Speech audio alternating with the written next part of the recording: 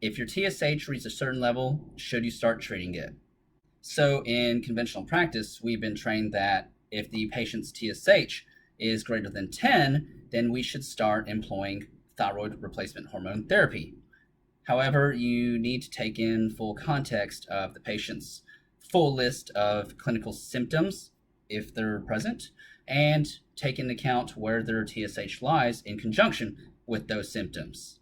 So in patients who have a TSH between 5 and 10, they're considered borderline overtly hypothyroid. Now that's borderline for patients that are between 5 and 10.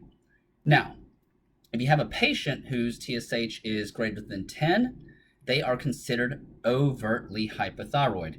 That means without a doubt, you know they have hypothyroidism. Now, the question is, what do you do if someone is borderline overtly hypothyroid? Once again, borderline overtly hypothyroid is when the TSH is between 5 and 10.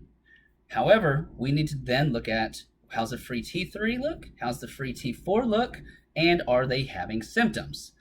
If they are, you treat them. If their free T3, free T4 is undermined, it's not optimized, you treat them. If they're borderly overt, let's say they're like a 5, but their free T3s, free T4s are kind of in the upper tier, they're compensating at this point. So be mindful that you look down the road and you can extrapolate and you can project that they will in fact become overtly hypothyroid. So this brings me to the question, at what TSH level should I consider treatment at?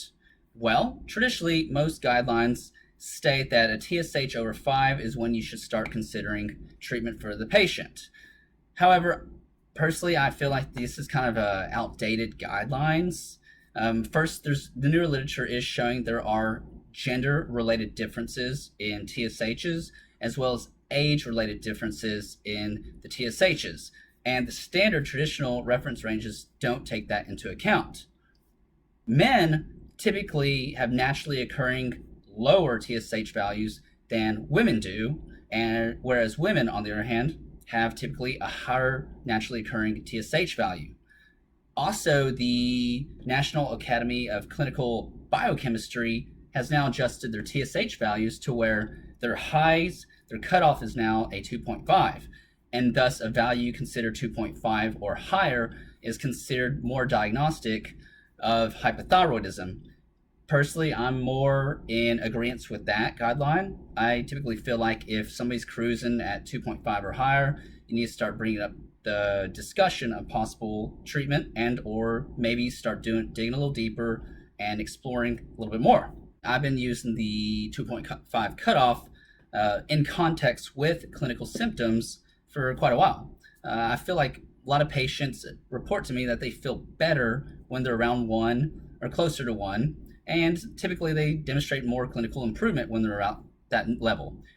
Now, that's not to say that if someone's 2.5 or higher, that doesn't necessarily mean they will automatically get treatment.